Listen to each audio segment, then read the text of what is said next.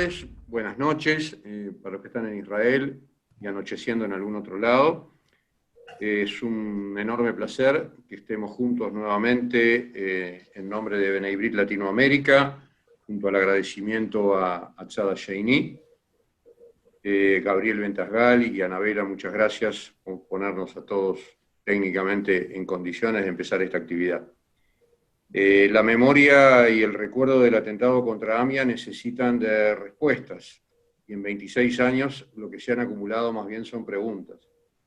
Así que hoy 3 expertos a través de preguntas muy concretas nos van a dar respuestas posibles para que analicemos, para que repreguntemos y para que podamos aprender un poco más aún. Para nosotros es un privilegio muy grande presentar a este panel a George Haya, periodista y analista político, a quien leemos constantemente en Infobae y otras publicaciones, al juez y experto en derecho Franco Fiumara, un querido amigo, y al diputado del Congreso argentino, Waldo Wolf, que nos honra sin duda con su presencia junto a los otros 2 panelistas. A los 3 desde ya, muchas gracias por haber aceptado compartir esta actividad de hoy. Ya los dejamos para que con la conducción y moderación de Gabriel Ventasgal desarrollen todas las respuestas. Muy bien, a todos los que vinieron, ante todo muchas gracias, y vamos a dividir esta actividad en 3 partes. La primera parte le vamos a pedir a Waldo que explique por qué considera él que el atentado fue justamente en Argentina, o por qué en Argentina, y luego George Chaya, mi amigo fenicio, nos va a explicar por qué la autoría de Irán y de Hezbollah posiblemente atentado, y luego Franco Fiumara, nuestro querido juez amigo, sobre la posibilidad de juzgar en ausencia el caso. Entonces empezamos con Waldo Wolf, adelante. Bueno, muchas gracias, ahí me he puesto el cronómetro para honrar el tiempo. Agradecerle a Tzad Sheini, sé la tarea que haces, Gabriel, y todo el equipo que vos profesionalmente liderás. Lindo verte, Anabela, tanto tiempo, estás muy linda, se te ve muy bien. Y bueno, muchas caras conocidas, y un placer, un privilegio compartir este panel con 2 amigos en el Día del Amigo, 2 tipos que quiero mucho, George Chaya y Franco Fiumara. Así que qué lindo honrar la amistad compartiendo valores. ¿Por qué en Argentina? Bueno, hay una frase que dice que lo que ocurre una vez no necesariamente tiene que ocurrir 2, pero lo que ocurre 2 veces es muy posible que pase 3. Y Argentina es el caldo de cultivo ideal, un país, mi país, que tiene claroscuros y tiene un lado esquizofrénico, en el cual, como dice un amigo mío, hay que explicar que hay que pedir la sopa sin mosca, ¿no? Estamos explicando lo absurdo. Todos los países del mundo hoy están expuestos a que haya un atentado. De hecho, hoy hacer un atentado es algo lamentablemente relativamente sencillo. No hace falta ni gran tecnología, ni demasiada ingeniería, solamente con un arma automática o con la posibilidad de robarse un camión, como pasó en Francia, o un auto, como nosotros perdimos a compatriotas argentinos hace poco en el Central Park de Santa Fe, 5 compatriotas santafesinos que los atropelló un fundamentalista. Lo que sí tienen la obligación los países, que lo hacen todos, menos la Argentina, menos mi país, es de resolver el atentado. Y con una psicopatía muy enfermiza, porque en definitiva los que son los responsables terminan siendo los ofendidos y los acusadores. Es algo muy común en el psicópata, que no siente culpa y que en definitiva termina ofendido, ¿no? Fíjense ustedes que todos los atentados de Argentina, yo digo que en Argentina nosotros tuvimos 4 atentados, 92 embajada, 94 AMIA, 2013 el memorándum con Irán y 2015 el asesinato del fiscal Nisman, y todos tienen un parámetro en común. Interviene el Poder Ejecutivo, hay impunidad, y los argentinos nos quedamos, como decimos acá, escribiendo un tango acerca de quién fue. Yo estos días que me tocó hablar mucho y uno va ejercitando la neurosis de explicar, daba el mismo ejemplo. Si yo me muero en este momento acá, yo estoy tomando un vaso de agua, lo tengo acá sobre mi escritorio, como ustedes verán, tengo mi vaso. Si yo me muero ahora, hecho periodístico importante en medio de una conferencia virtual, perdónenme la ironía y el humor negro, y acá en la Argentina viene una brigada de la Policía Federal, y la brigada agarra el vaso, los tres lo tocan, lo miran y lo contaminan, le sacan todas las huellas digitales que existen. Entonces los argentinos nos pasamos 25 años escribiendo un tango, a ver quién me mató a mí. Si me morí natural, si me mató el Mossad, si me mató un vecino, si tenía un amante hombre, si tenía una amante mujer. Y eso es lo que pasó siempre. Por eso el año 92 todavía no está resuelto jurídicamente el hecho del atentado a la Embajada de Israel, por eso el del 94 tampoco. Tiene juicios cruzados, todavía escuchás algún trasnochado que habla de la pista siria. Lo mismo pasó con la firma del memorándum con Irán, que tenemos la mitad de la justicia cooptada por el kirchnerismo a favor, la mitad en contra, y lo mismo pasa con el asesinato del fiscal Nisman, que tenemos 2 pericias, 2 informes. ¿Por qué ese es el proyecto? En la Argentina el proyecto es que los que instruyen en el Poder Ejecutivo estén libres, teniendo responsabilidad política, y que los ciudadanos discutamos. Y seguimos discutiendo. Yo hago, hice y seguiré haciendo, porque es una concepción política que tengo, responsable político del atentado a la AMIA y a la embajada al gobierno del presidente Menem, y responsables del memorándum con Irán y el asesinato del fiscal Nisman políticamente al gobierno de Cristina Fernández de Kirchner.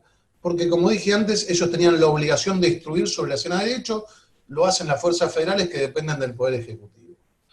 Lamentablemente nuestro país tiene una tolerancia, un umbral de tolerancia a esta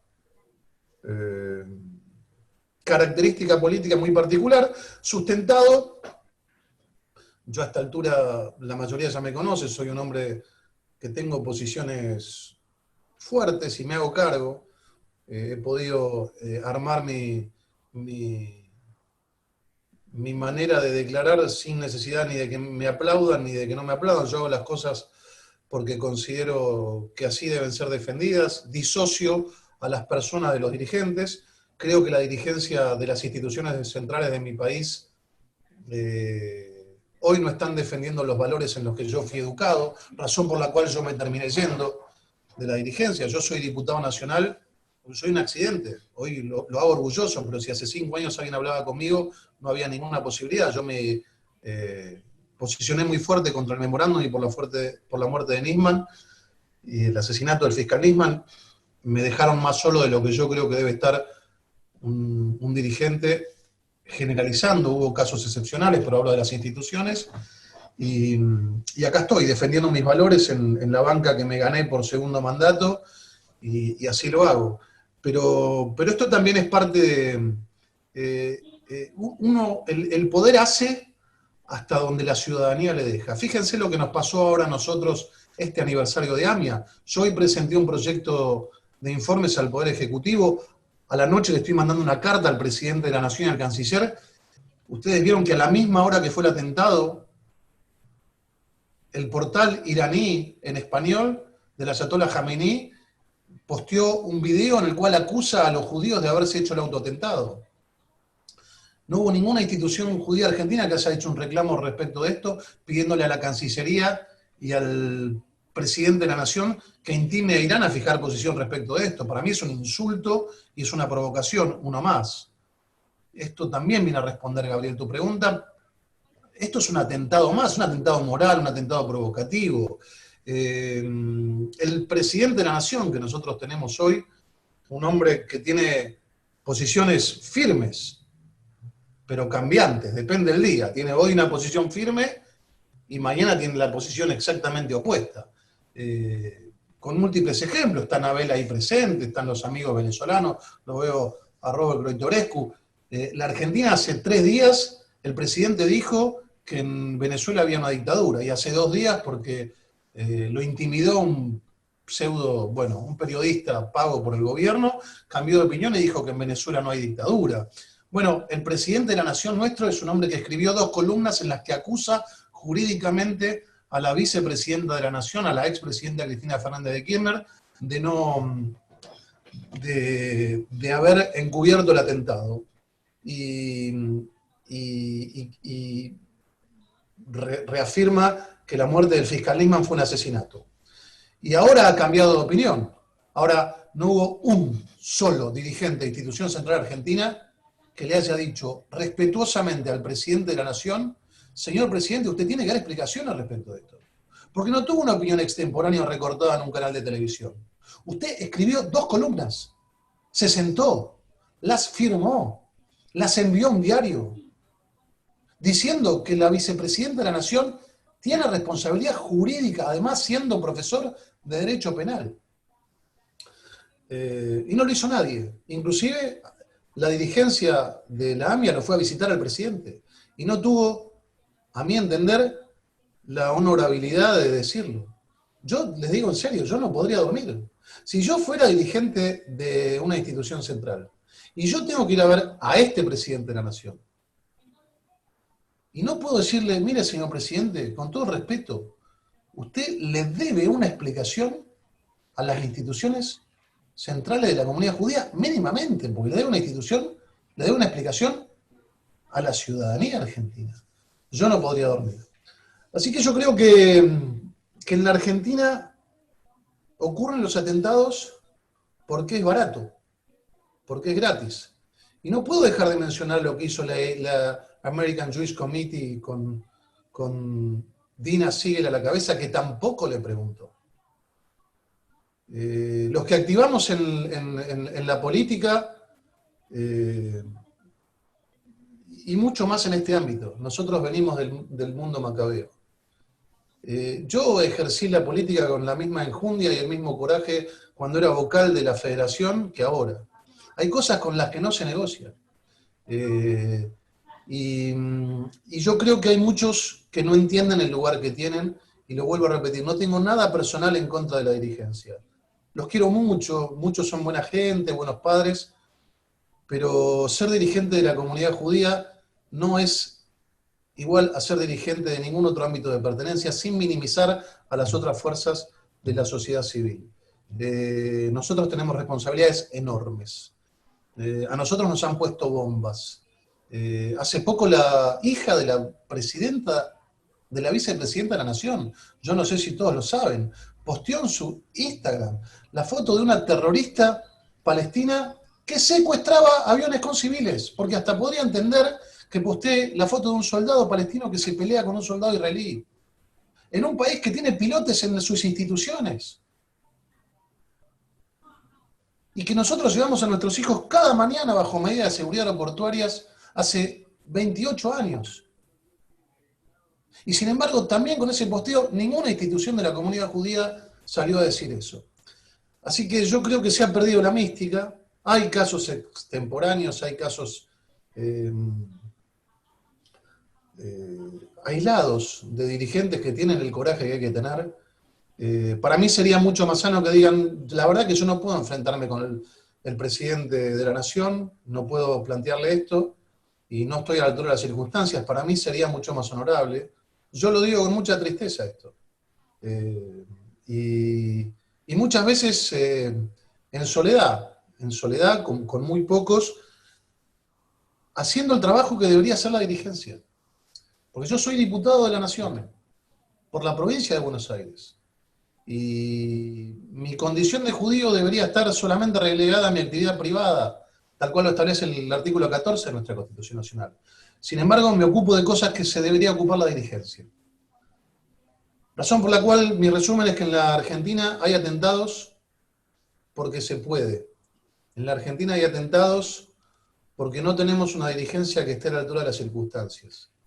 Me duele muchísimo, me siento frustrado como dirigente, no como persona, porque en lo individual no creo en la falsa modestia, activo, trabajo 24 horas y me voy a dormir absolutamente tranquilo, honrando los valores en los que fui educado, siendo hijo de un hombre que se escapó del Holocausto, escuchando como muchos judíos se quedaban callados mientras permitieron que pasen las cosas que terminaron pasando.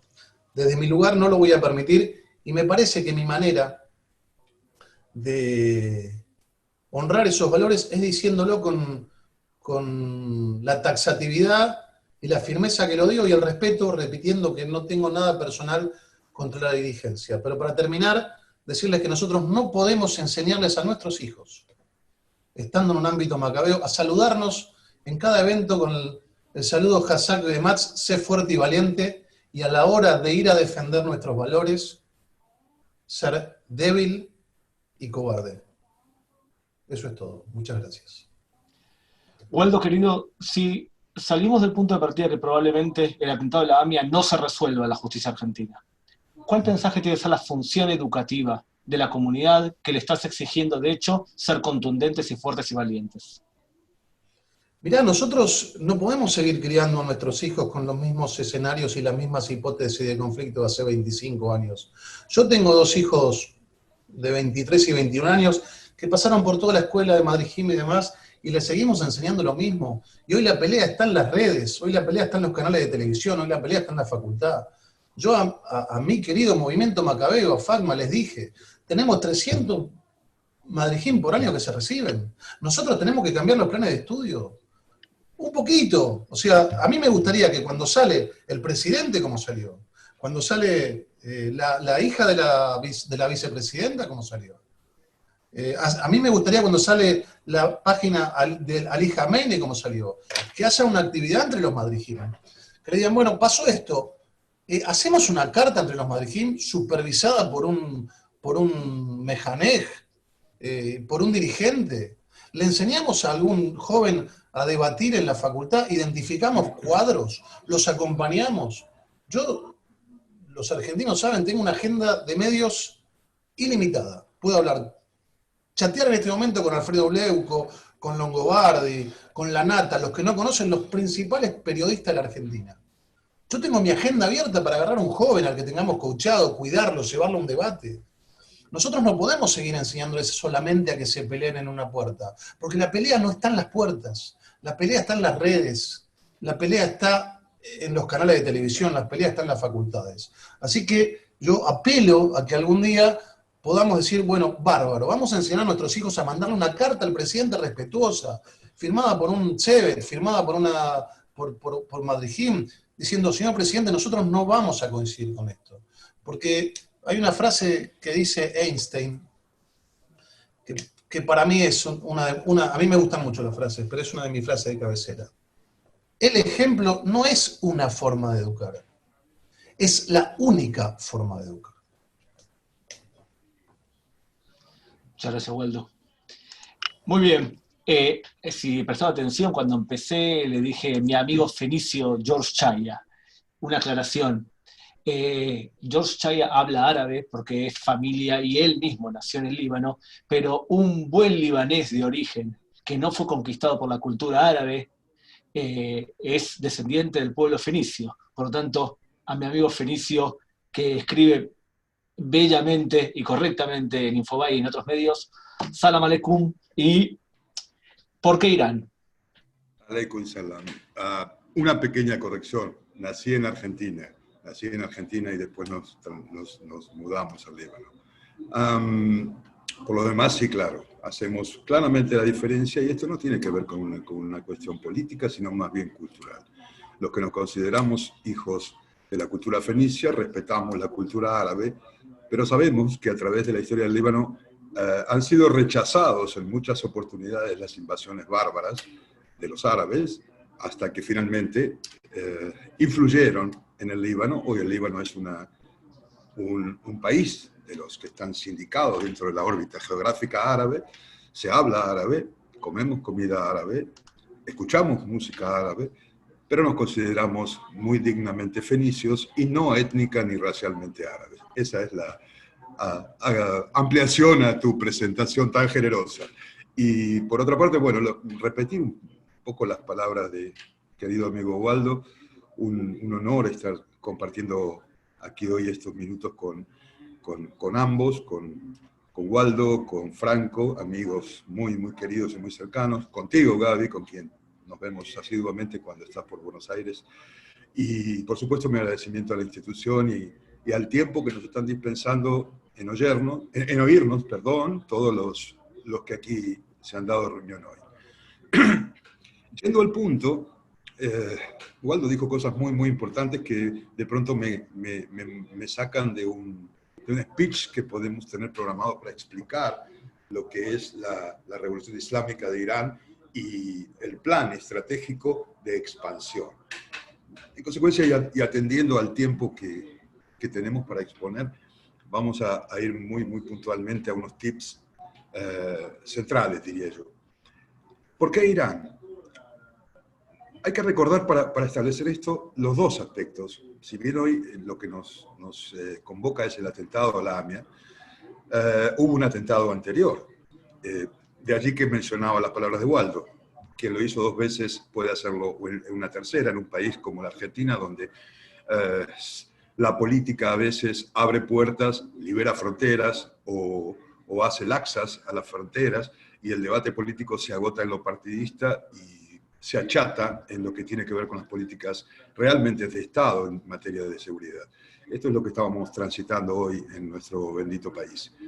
El punto es que situar esto, el tema de AMIA, no puede dejar de lado lo que fue el primer ataque, que fue el ataque a la Embajada de Israel, con prescindencia de la jurisdicción, con prescindencia de que allí entendió la Corte Suprema y demás. Pero hay elementos que son muy puntuales y que hay que considerarlo. Para ubicarlo en el tiempo, el primer ataque del brazo iraní en suelo argentino, me refiero a la organización política terrorista Hezbollah, después explicaré por qué digo política terrorista, se produjo con el ataque a la embajada. Y esto se dio en un contexto temporal o histórico, un mes después de la muerte de Abbas Musawi, que era un líder religioso muy importante de la comunidad chiita y que era básicamente quien conducía a esa fuerza en ese combate en lo que se denominó Franja de Seguridad en el sur del Líbano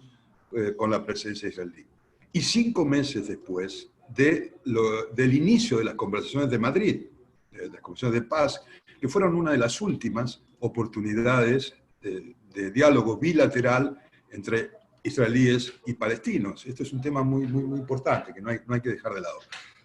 Ese fue el marco del primer ataque. El marco del segundo ataque, según la justicia argentina y según obra, hay un plexo probatorio muy, muy voluminoso, como para hablar de por qué Irán y por qué el brazo ejecutor de Irán, el mismo ejército de ocupación que hoy domina la política libanesa, básicamente se apunta al hecho de que Argentina decidió unilateralmente romper con unas relaciones que se llevaban adelante por ese tiempo en materia de asistencia científica, puntualmente nuclear.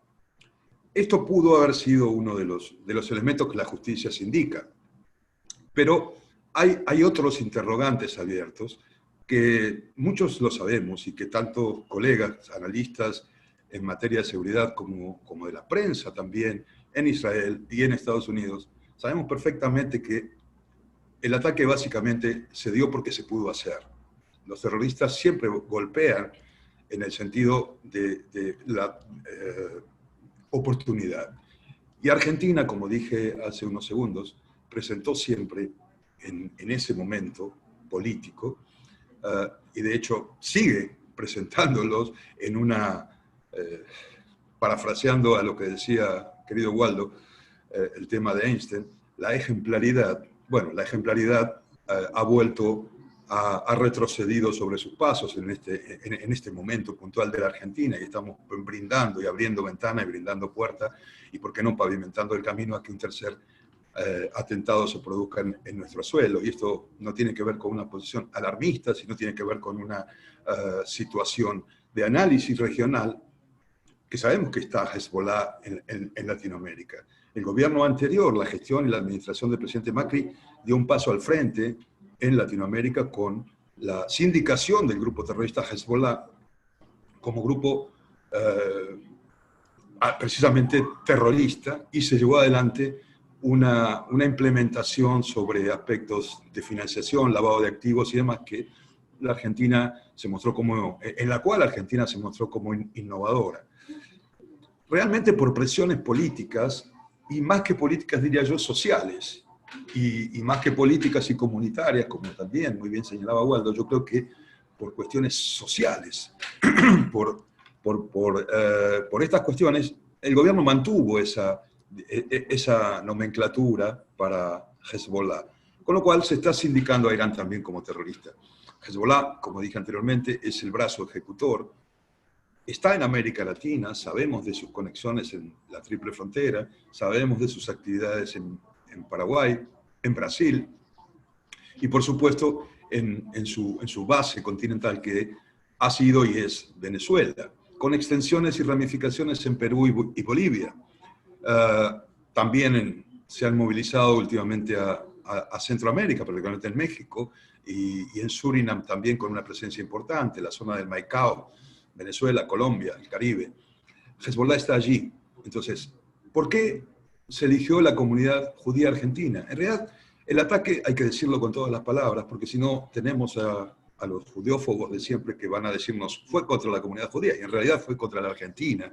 El ataque terrorista se llevó adelante y se ejecutó en suelo argentino. Sí, el objetivo, el target, o el blanco, como queramos llamarle, fue la comunidad judía.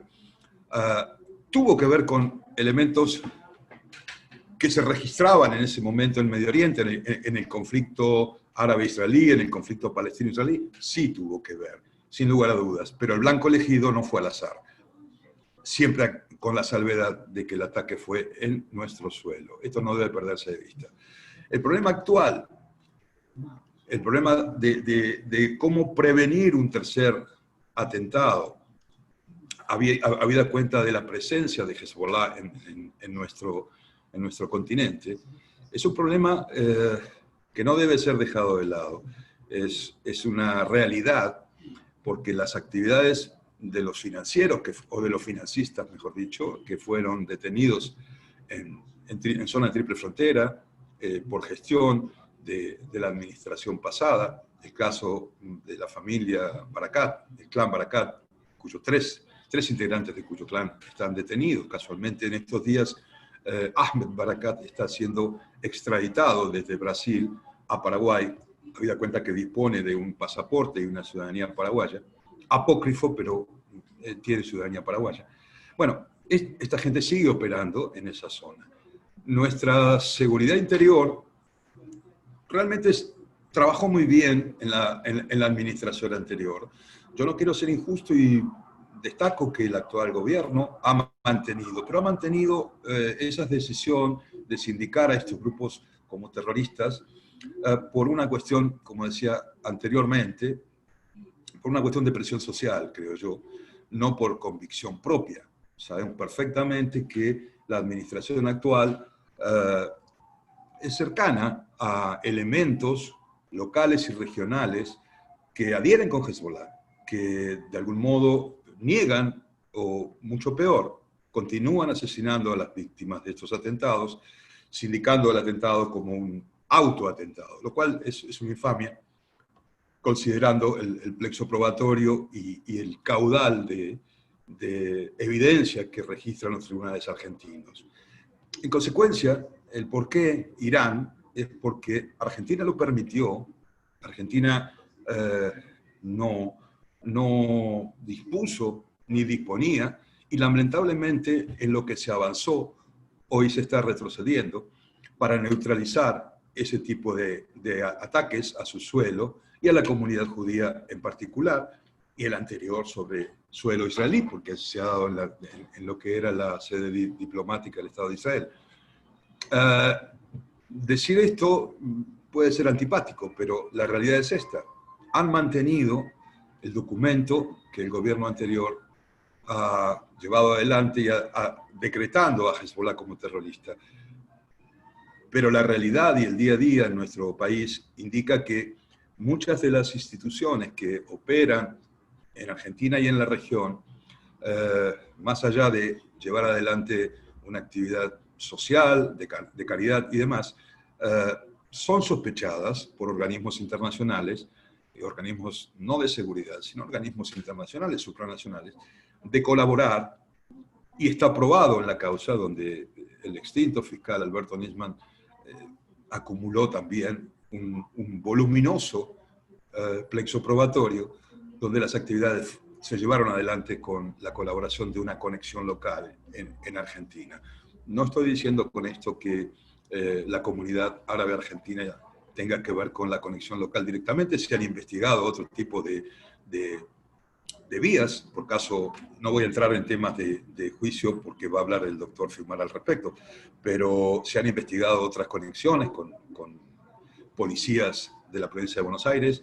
Finalmente, más allá de que ha tomado varios cursos, varios caminos, no ha ido a ningún lado la causa, infortunadamente, en ese sentido. Muchos han sido liberados, absueltos, y nos encontramos a un tiempo ya en el cual la infamia se profundiza y donde más tenemos que fortalecer la memoria, aquellos que adherimos a la forma de vida libre, a la forma de vida democrática y que repudiamos al terrorismo. Y no voy a decir esa frase que es muy, como dirían las abuelas, muy trillada, de que cualquier terrorismo es malo. Absolutamente que cualquier terrorismo es malo. Pero el flagelo del terrorismo islamista puede complicar mucho, no solo la vida de las sociedades latinoamericanas, sino las formas de gobierno de los países sudamericanos. Nuestra región está, de algún modo, en la mira de esta ideología, que es una ideología, hay que definirla. E infortunadamente este es el punto, que no se la ha definido cabalmente, no se ha intentado conocer realmente a esta amenaza, y mal uno puede confrontarla si desconoce a la amenaza que enfrenta. En consecuencia, hay que definirla con todas las palabras. Tenemos que ser inteligentes, tenemos que ser valientes, aportar desde nuestro conocimiento, desde nuestro corazón, y cuando es necesario desde nuestra entrepierna. El islamismo es una ideología maximalista, alejada de cualquier posibilidad de consenso. Es una ideología violenta y totalitaria. No debemos dejar en Argentina que Irán continúe haciendo pie, como ya lo hizo, y que en estos tiempos de cambios en las políticas de las relaciones internacionales y de la seguridad, esto pueda llegar a afianzarse y retrotraerse a una época en la que ha dejado muertos argentinos en nuestro país. Argentinos de religión judía, argentinos de religión católica, argentinos ateos, argentinos laicos. Pero los crímenes han sido en suelo argentino. Entonces, debemos ayudar, aportar, de algún modo, educar a la opinión pública en lo que significa el flagelo de la ideología islamista, en lo que significaron los ataques que padeció la República Argentina y, por supuesto, en por qué esos blancos fueron elegidos. Y esos blancos claramente no fueron elegidos al azar, fueron elegidos por una razón puntual, como la que explicábamos. Esos blancos han sido elegidos por una cuestión de odio y una cuestión de esta ideología que nuestros tomadores de decisiones, que nuestros funcionarios de las áreas específicas deben conocer. Yo tengo mis dudas de que la conozcan cabal y totalmente. Hay políticas, expresiones políticas de funcionarios que deben dedicarse a esa área específica, que manifiestan muy poco conocimiento realmente de la amenaza. Y esto es lo que me preocupa, porque sabemos que esta gente está activa dentro de nuestro país y, por supuesto, a nivel regional. Así que yo dejaría esto, no sé cómo estoy con el tiempo, pero creo no me quiero exceder, dejaría esto claro, de que tiene que ver con una expansión de la Revolución Islámica que arribó al poder en el año 79, y los jomeinistas, en su denominada guerra contra el sionismo, no hacen observación de fronteras. Ellos van a llevar esa guerra a donde puedan, y llevan esa guerra de modo asimétrico, como sabemos que existe, y muchos de ustedes que residen en Israel la sufren con el Hamas o con el Yihad Islámico Palestino.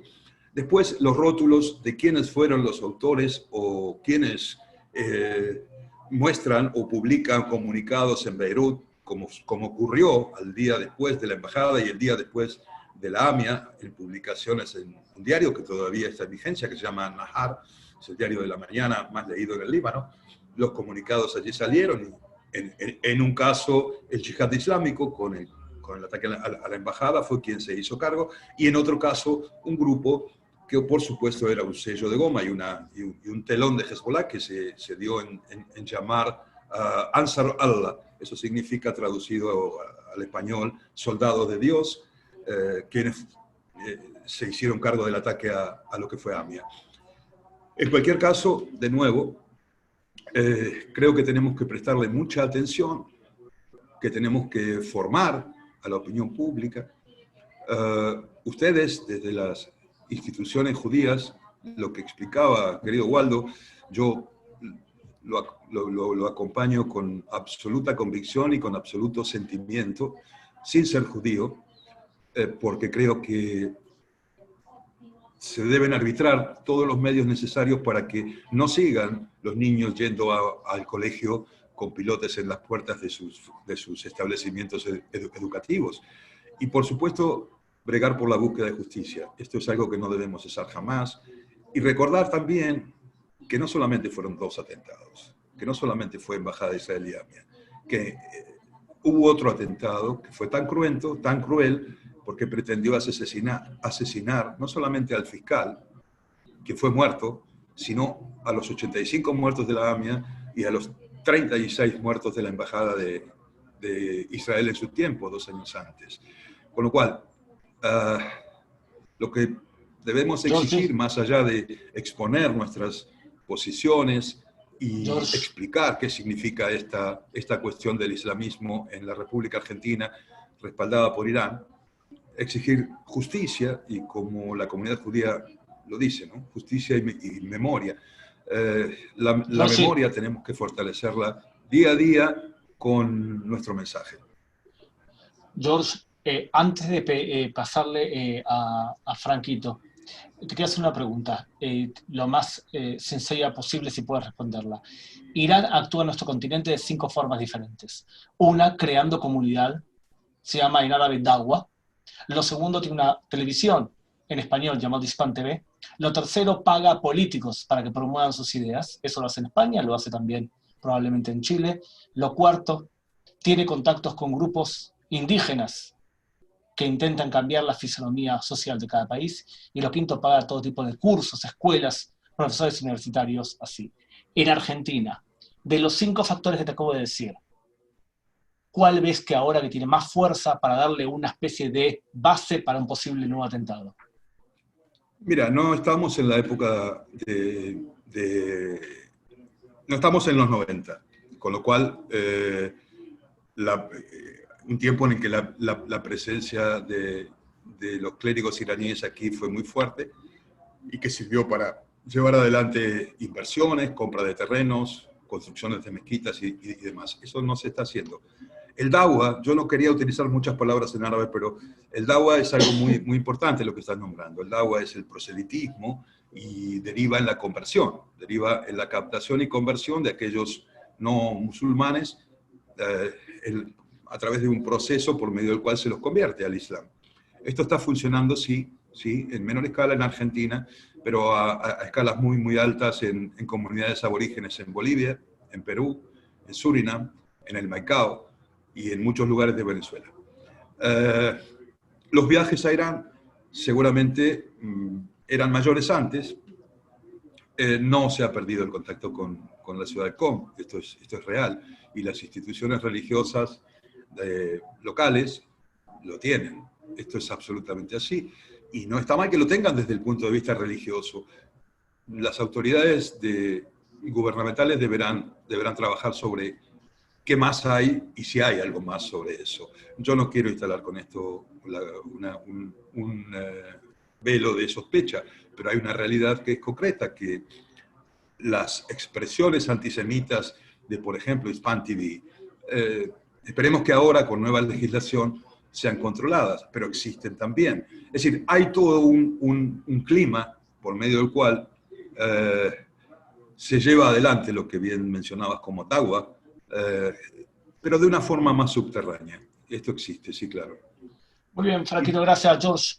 Permitime, por favor, decir una cosa que no quiero pisar lo que va a exponer nuestro querido Franco, porque él va a hablar de ese tema, pero yo sé que desde el punto de vista jurídico, para lo que él va a hablar, le va a ser muy útil que yo recuerde la división de las cuotas de poder en Líbano. Por caso, que el presidente debe ser cristiano maronita, que el primer ministro debe ser musulmán sunita, que el vocero del parlamento es un musulmán chiita, y en este sentido se reparten las cuotas de poder en el Parlamento, lo que ha hecho que no haya un acuerdo actualmente como para establecer resortes, como para que la Cancillería Argentina en los últimos tiempos pudiera tener éxito en la petición de llegar a exhortos por medio de los cuales algunas personas requeridas por la justicia argentina pudieran ser ubicadas y extraditadas. Dicho esto, muchas gracias a todos, un placer y un honor compartir con ustedes este momento, y le doy paso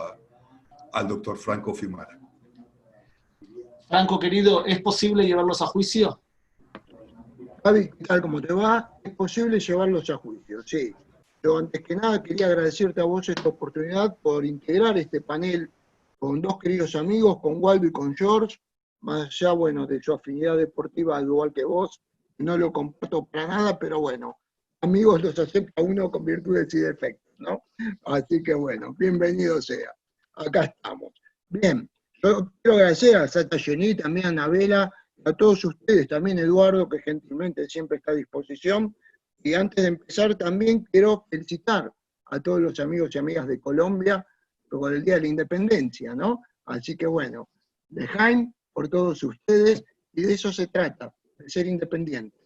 Nosotros en Argentina a veces no comprendemos a qué jugamos. Bien, lo explicó un poco Waldo, también George, le agradezco que me haya dejado picando ahí una pregunta que seguramente podrá quedar mejor a definirla él, pero yo quiero comenzar, por honor a la brevedad, porque venía tomando notas de todas las cuestiones que estaban mencionando, y bueno, quería comenzar de una forma. Es posible sentarlos al banquillo. Es deber de la República Argentina sentarlos en el banquillo de acusados, estando o no estando presentes. Yo tengo que ser honestamente muy agradecido con Daya, a través de su presidente, de su secretario, de algunos amigos que están ahí fervientemente apoyando y trabajando en el proyecto de juicios en ausencia.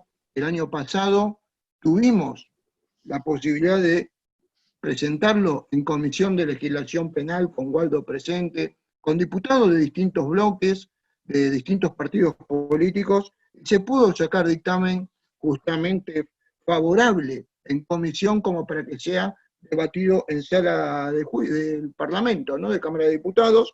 Lamentablemente la pandemia nos jugó una mala pasada, esto es a nivel mundial, veremos qué acontece.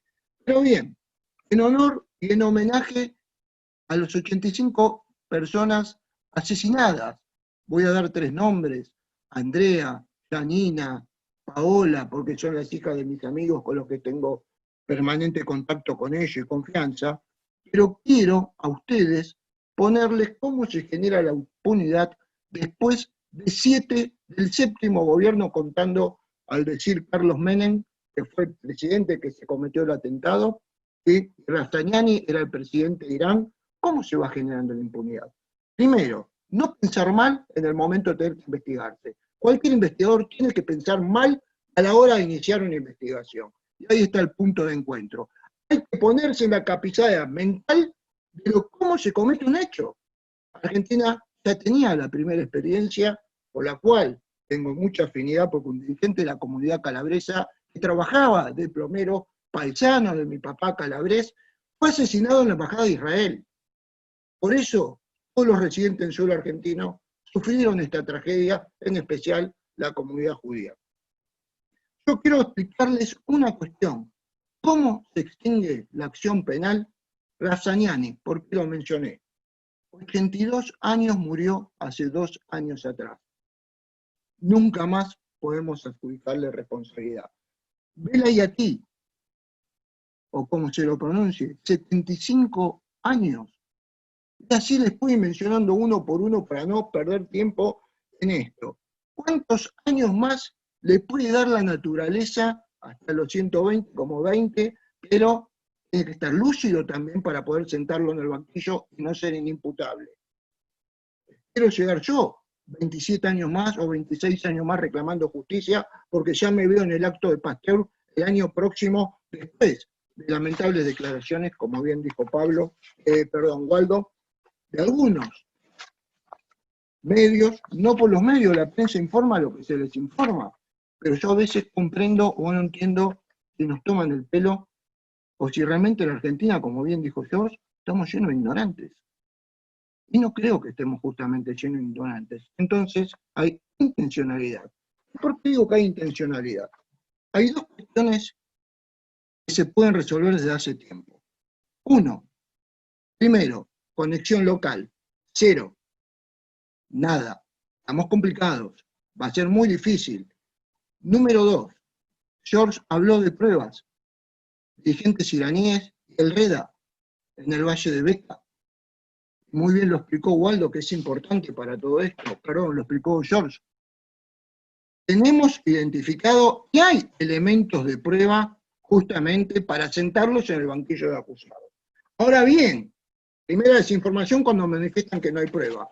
Señores, los servicios de inteligencia que están jubilados, que se los releva del juramento, el jefe del servicio de inteligencia de la Secretaría de Seguridad Interior, con 71 años en la actualidad, que no sé cuánto tiempo más Dios quiera que pueda tener una eternidad de luz para sentarse a declarar, pide que se lo releve del juramento para que pueda declarar, y él permanentemente explica cómo son las conexiones. ¿Cuánta prueba más se necesita para poder sentar a acusados en el banquillo? Falta decisiones, falta realmente que se pongan lo que se tienen que poner en su lugar, que el poder legislativo, el poder ejecutivo y los jueces también están a la altura de las circunstancias que dejaron bastante que desear en algunas oportunidades, puedan llevar a juicio a esto. ¿Qué hacen falta para llevar a juicio? Que se dictamine la ley por mayoría simple en la Cámara, en la legislatura argentina. No es inconstitucional. La Corte Suprema, la Corte Interamericana, determinados y montones de países de otros lados, tienen la institución de juicio en ausencia de los acusados. Ahora bien, ¿qué nos puede dar esto? Porque dice, por juicio por jurado, ojalá. ¿Y por qué se movió esto últimamente? ¿Saben por qué se movió esto 2 semanas antes o 3 semanas antes del 18 de julio? ¿Saben por qué la Cámara Federal? Porque centramos quizás no jurídicamente la atención, pero se movió no por la decisión de la Cámara Federal, que no puede tomar decisiones si no hay un movimiento de la causa. La causa, no me preocupa que el juez sea provisorio, si bien puede demorar un poco ahora que se jubiló el doctor Canicova Corral. El que investiga es el fiscal, por eso fue asesinado Nisman. Es el fiscal que lleva adelante, porque fue delegada la investigación. Primera mala información que un dirigente había mencionado en Infobae. Lo hablamos, hice catarsis con George en privado. Porque yo no podía creer, como bien manifestó en algún momento. Después Félix Martó puso un poco las cosas en su lugar, el presidente Noblovich, también otros que mencionaba a renglón seguido en ese artículo, las cuestiones como son. Las alertas rojas no es una condena, no es una sentencia. Es justamente una alerta para poderlos traer en el país, pero no lo podemos traer con la Convención de Viena. Pinochet fue liberado. El capitán Astiz en su momento en Inglaterra lo tuvo que devolver, porque estaba con protocolo de refugiado de guerra. Cuando fue la guerra de Malvinas, ya tenía una condena en contra en Francia, en juicio en ausencia. No desinforman adrede para generar mayor impunidad o realmente hay un grado de ignorancia tan grande que realmente hay que hacer escuela, como bien dijo Waldo, en las universidades. Pero no comprendo por qué en las universidades argentinas hay un muy buen nivel, yo creo que hay mucha intencionalidad política al respecto. De política no hablo, yo hablo de aplicación jurídica. No me atrevería jamás a hablar de política porque no es mi tema.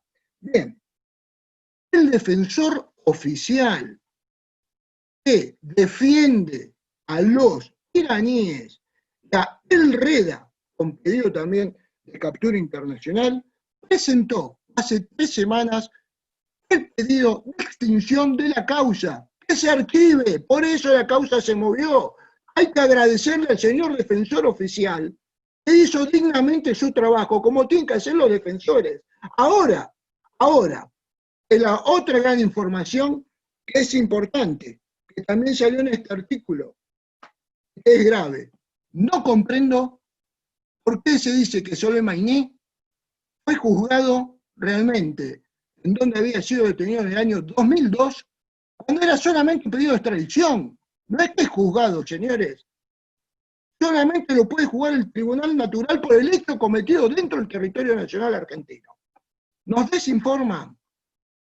Y en el año 2002, el delito por el cual estaba imputado la causa de AMIA, los acusados, todavía no era lesa humanidad. Faltaban 3 años más hasta que el fiscal Nisman le pidió justamente al juez de instrucción que declare el delito de lesa humanidad, porque al ritmo que íbamos, si eran 85 homicidios, iba a prescribir.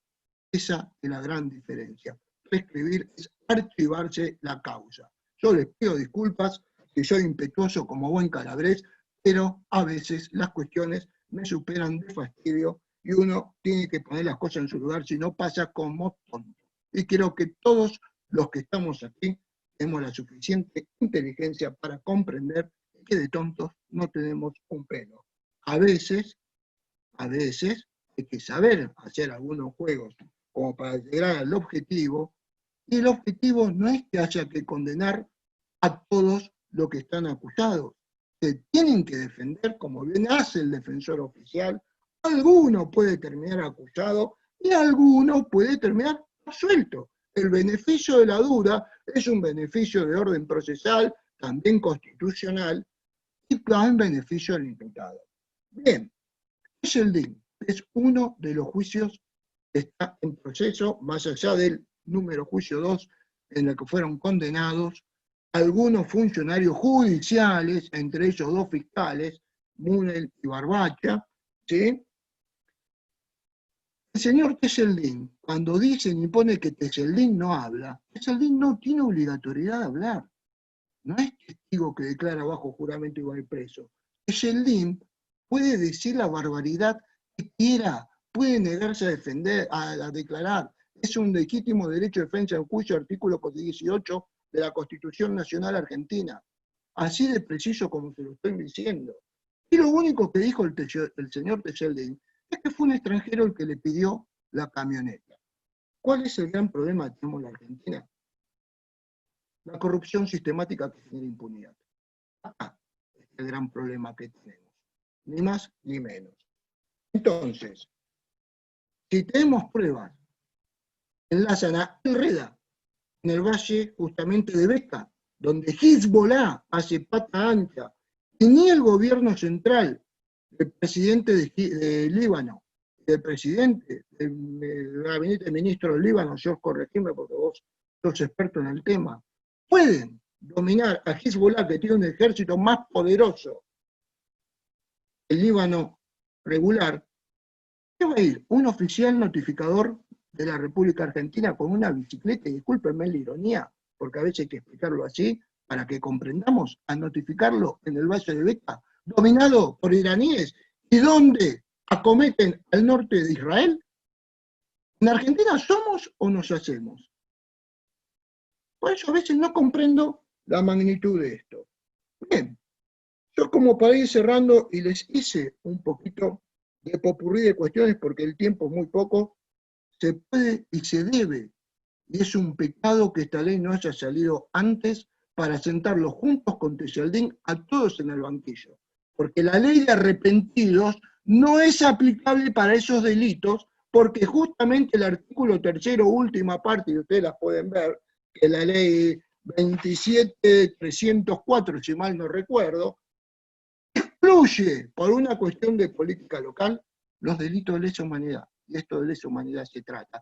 Y por eso Argentina tiene la responsabilidad de sentarlos en el banquillo, porque son crímenes imprescriptibles, y Argentina fue declarado responsable justamente del año 2005 en un acuerdo con la Corte Interamericana de Derechos Humanos.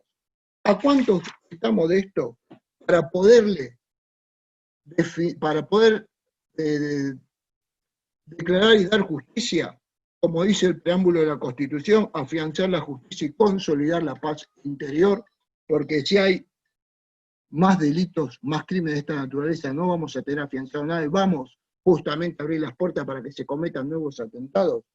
Estamos solamente a que se pongan todos los políticos y los jueces a la altura de las circunstancias, entreguen en forma inmediata una ley al Poder Judicial que pueda sentar a los acusados en el banquillo por simple mayoría de ambas cámaras y después promulgación presidencial, que el año próximo se pueda sentar a estos criminales antes de que fallezcan por una cuestión genealógica, ¿sí?, en el banquillo de los acusados, y acreditar la responsabilidad criminal de ellos o las absoluciones, pero en el juicio que se haga en un teatro en el que todos podamos concurrir, los testigos puedan declarar y también los peritos, pueda demostrarse cuáles fueron las conexiones locales, alimenten a la investigación originaria y asimismo el Consejo de Seguridad de Naciones Unidas tenga la sentencia que da plena certeza de lo que aconteció en la República Argentina y ahí sí pueda presionar tanto al Líbano como a Irán para que una vez por todas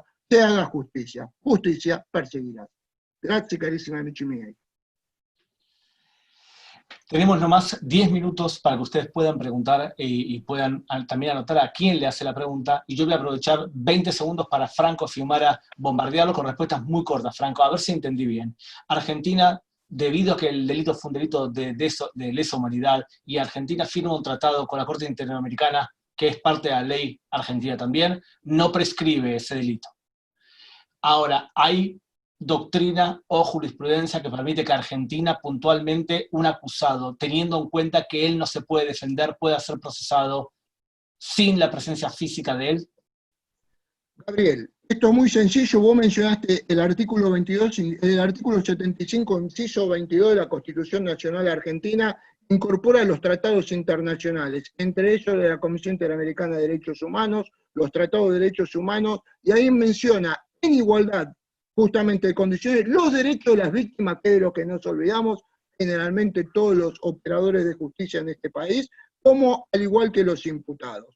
La Corte Suprema de Justicia de la Nación, en numerosos fallos, ha permitido la extradición de criminales de la República Argentina en relación con Italia, específicamente en el año 2006, que es el que me viene a la cabeza ahora, en relación con otros países y con Francia, que habían sido juzgados en ausencia en el exterior, no lo podríamos haber justamente extraditados, pero lo permitió con la sola condición que esos criminales tengan el derecho a apelación. Y la ley, el proyecto de ley justamente, que se trató el año pasado, daba esa oportunidad a todos los acusados de estos crímenes, o también de los militares que pueden ser juzgados en ausencia, que gozan el orden de 75. No solo eso, sino la Corte Interamericana, en el caso Tajude contra Costa Rica, también autorizó la extradición a Francia de un criminal. Muy bien, una pregunta para Waldo, de Catherine. Si bien se sabe que el empresario colombiano, no sé si es para él, tiene nexos con el chavismo, también se sabe que en 2008 fue acusado por financiar a Hezbollah. ¿Qué papel juega en relación a la muerte del fiscal Nisman? Eso entonces lo vamos a dejar para George, ¿está bien? Alex Saab, si es que me puede responder. George, y para Waldo. Waldo, cuando el presidente Macri estaba en el poder, ¿realmente sentiste que hizo algo efectivo para poder investigar? ¿Y cómo explicás la queja de la comunidad judía con respecto a nombramientos como Delfino Palacios? No, creo que el Fino Palacios pertenece a otro tema. Por ahí los cuestionamientos yo no le escapo nunca. Tuvieron que ver con la no apelación de Murán y Barbacha. Sí, yo creo que el presidente Macri tuvo gestos políticos enormes. El primer ministro israelí visitó la Argentina por primera vez en la historia. Nombró a Hezbollah grupo terrorista. Y principalmente lo que me dio a mí la oportunidad es demostrar la independencia que hemos tenido los que trabajamos políticamente en el gobierno, con dos anécdotas muy pequeñas. Yo me opuse a la no apelación en Molen y Barbacha. Y yo no he visto a ningún kirchnerista que se haya opuesto a alguna de las barbaridades que hace el kirchnerismo. Porque son primero kirchneristas y después son judíos. Y yo, mi lugar de judío no va en paralelo, digo, va en paralelo, no va superpuesto a nada. Yo si mañana un judío es perseguido, adquiero la definición de Amos Oz de ser judío, que termina diciendo, allí donde persigan a un judío yo me doy por perseguido. Yo les cuento una anécdota, yo renové como diputado nacional y 10 días antes de que cierre la lista de candidatos a diputados nacionales, o 20 días antes, Miguel Ángel Pichetto fue elegido compañero de fórmula. Al minuto que salió elegido yo lo felicité al presidente y dije que yo difería con él porque él había sido miembro informante del memorándum con Irán y tenía serias diferencias. Y las iba a seguir manteniendo, antes de que cierre la lista de candidatos a diputados. Yo fui candidato a diputado número 5 en la lista de provincia, que para los que no son argentinos es un lugar seguro, un lugar honroso, un lugar que entraba seguro. Así que creo que sí, que se respetó por sobre todas las cosas libertad, porque disidencias vamos a tener siempre. El gobierno de Macri no tiene solamente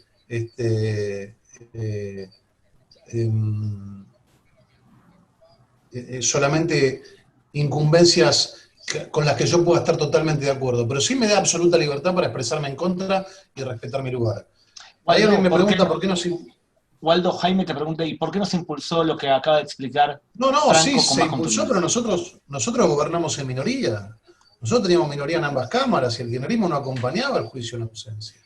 Así que, sí, claro que se impulsó. Lo presentamos nosotros, fue un proyecto acompañado desde algunos diputados de la oposición, pero fue un proyecto impulsado por el oficialismo. Así que, claro que se impulsó. Yo creo que hubo absoluta, plena libertad. Y otra cosa, que esto sí es geopolítico.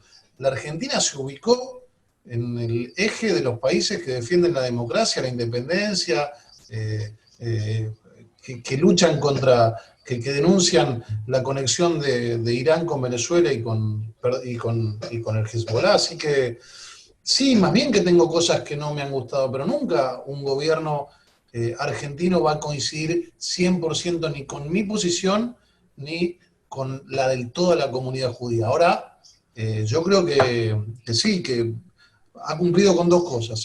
El balance es altamente favorable y la libertad para que los que tenemos posiciones encontradas a nuestro gobierno podamos expresarnos, muestra una ideología con la que yo suscribo, ¿no? George, preguntan por aquí, habían preguntado con respecto a Alex Saab y su papel dentro de financista de Hezbollah y de Maduro. ¿Qué nos puedes aportar? Yo creo que la extradición que por estas horas se está llevando adelante y se está manejando desde el lugar de aprehensión de Saab, hay suspicacias al respecto. Muchos dicen que no fue tanto una aprehensión como una negociación de entrega. Hay que tener cuidado con esto, y esto lo vamos a ver cuando las autoridades del gobierno federal dispongan de fichas dentro del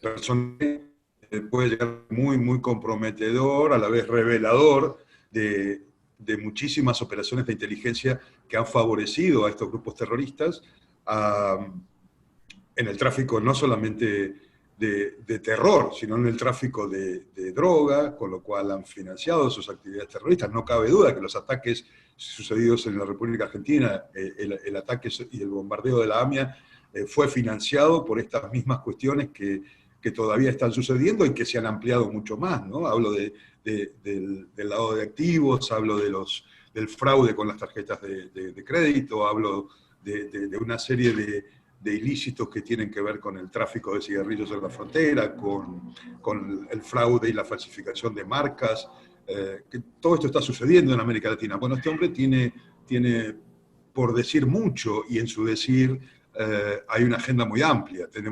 No podemos olvidarnos de nombrar a expresidentes como Correa, que ya están prófugos, está profugado y asilado en Europa.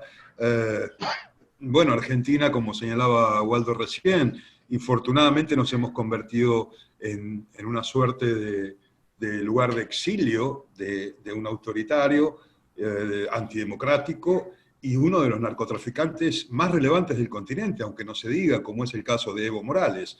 Nuestro gobierno lo ha receptado. Vamos a enfocarlo desde el punto de vista de las leyes internacionales de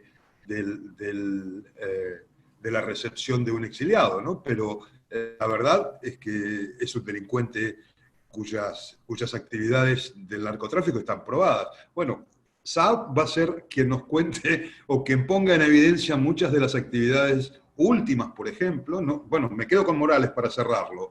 El tráfico y la explotación del litio en Bolivia, donde hay muchos intereses iraníes activos hoy día allí. Esto lo sabemos.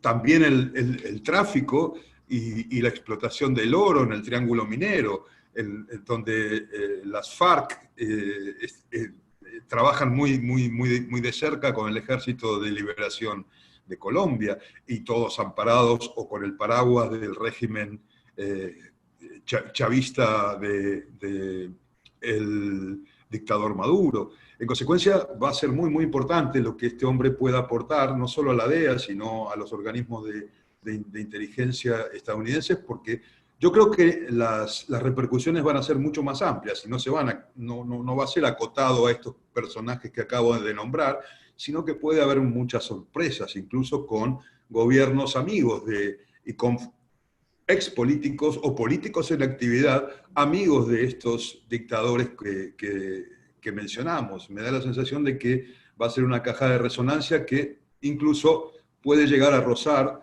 a la clase dirigente de la República Argentina, actualmente en el poder. George, te voy a hacer una difícil. Tú sabes que... Gabriel, por favor. Te tengo que pedir disculpas, pero me tengo que retirar porque tengo reunión de bloque y me están matando, y no quiero ser guarango e irme en la mitad. Solamente agradecerles, si me permitís un minuto, a todos. Ahí una amiga de la vida, Dori, pone qué podemos hacer para que la dirigencia haga algo. Ustedes son dirigentes, siempre hay algo para hacer. Con elegancia, pero con coraje. Escríbanle a los dirigentes. Expresen lo que sienten. A ningún presidente de ninguna institución central le gusta recibir una carta de un dirigente diciendo: señor, por favor, evalúe, esta es la posición de mi institución. Tenemos mucho por hacer, siempre hay algo por hacer. Así que agradecerles nuevamente por todo lo que hacen, pedirle disculpas. Gracias a los dos maestros con los que compartí, me siento honrado de haber compartido este día. Y Hazak Bematz, un abrazo gigante a todos. Muchas gracias. Waldo. Gracias a vos. Muchas gracias.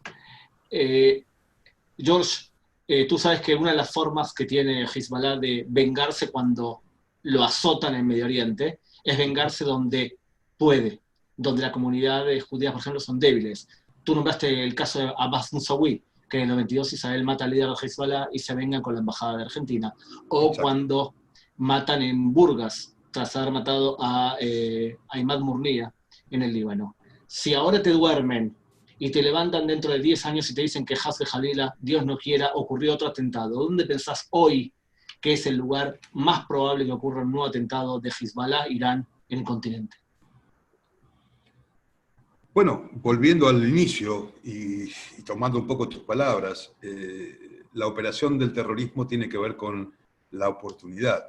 Y así como el último reconocido por Hezbollah sucedió en Bulgaria, fue la oportunidad de golpear a ese a ese autobús con turistas israelíes, va a producirse donde el país que fuera receptor de esa desgracia se muestre más penetrable, más frágil, y la preocupación nuestra precisamente es que en América Latina casi todos los países presentan esa vulnerabilidad.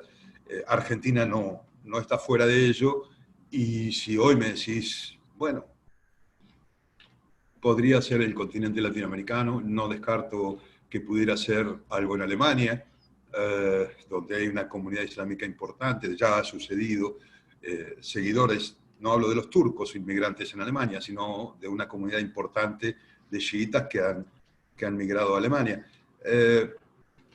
La característica de estos grupos terroristas tiene que ver básicamente con esta cuestión, Gabriel y todos los oyentes. El golpe es de oportunidad. Alguien dijo antes, se refirió someramente o muy por arriba, así entendí, sobre los atentados de bajo costo. Los atentados de bajo coste que han sucedido en Europa se han llevado adelante con cuchillos de 3 libras o de 2 libras esterlinas en Londres, han asesinado gente. Pero Hezbollah es mucho más peligroso que eso, porque dispone no solamente de células y redes durmientes en América Latina, sino de los fondos necesarios que recaba a través de todos los ilícitos de los que hemos hablado. En consecuencia, dispone de una estructura mucho mayor como para poder golpear y que ese golpe sea mucho más doloroso que estos atentados como en la Rambla de Barcelona, que no le vamos a quitar entidad, fueron actos criminales, asesinaron personas. Incluso nuestros compatriotas, como mencionó Waldo en su primera ponencia, muertos en Manhattan, también padecieron este tipo de actos, atropellados por un terrorista uzbeco, simpatizante del ISIS en ese caso, del yihadismo radical sunita. Pero el gran peligro que entraña la organización Hezbollah es que básicamente cuenta con fondos propios, no solamente como en sus inicios, en el año 82 en el Líbano, cuando fue absolutamente soportado en la logística, en el dinero y en todo lo necesario para su conformación, luego de la fractura de la comunidad chiita libanesa en su combate intestino con el movimiento Amal, que traducido al español significa esperanza. Confrontaron brutalmente dentro de aquella guerra civil, y en el año 82 se impuso Hezbollah, se impuso por poderío, se impuso por Irán, se impuso por el armamento iraní y se impuso por el dinero iraní. El dinero iraní hoy está fluyendo menos a Hezbollah, y esto ocurre porque las sanciones, aunque no han sido del todo exitosas, sí han asfixiado de alguna manera a la economía de los jomeinistas.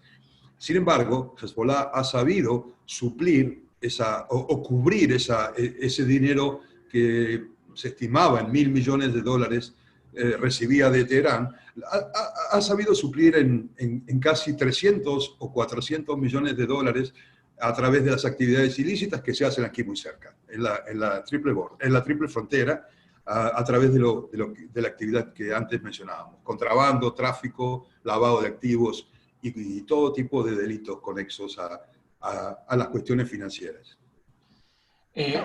Miren, yo quiero mantenerme más o menos en el horario que nos hemos fijado, agradecerle a los dos enormes amigos que son George y Franco, enormes amigos, que no hay palabras para describir qué socios reales por la justicia y por la democracia tenemos entre esas dos personas, y pedirles a todos que, paralelamente al atentado a la AMIA, ocurrió un enorme atentado con 20 víctimas fatales en Panamá, en el avión a alas. Ayer la comunidad de Panamá ha hecho un hermoso acto que lo he visto ayer y lo he visto hoy. Lo pueden seguir ustedes y ver tanto en mi página de Facebook como en la página de Atzad Sheni. Ahí tenemos el acto filmado. Realmente les sugiero y que podamos evitar que nuevos hechos así ocurran en nuestro continente. Le paso la palabra a Eduardo para que cierre la actividad, por favor. Bueno, en nombre de B'nai B'rith Latinoamérica y de su presidente, Eduardo Weinstein, muchas gracias tanto a Waldo, que ya se ha retirado, muchas gracias a George, muchas gracias, queridísimo Franco. La verdad que ha sido un privilegio y un honor. Nos han dado mucho esclarecimiento y muchos insumos para pensar. Gracias, Gabriel, como siempre, por una moderación formidable, y a Anabela por todo lo que nos ayuda desde siempre y en todo momento. A todos ustedes, a todos los que han ingresado hoy, muchas gracias por habernos acompañado y nos vemos muy, muy pronto. Que pasen muy bien. Atzad Sheni, contenidos para ti. Organización de diplomacia pública con la esencia del pueblo israelí. Somos un espejo de amor a Israel, construyendo puentes de amistad. Y es que por Sion no callaré.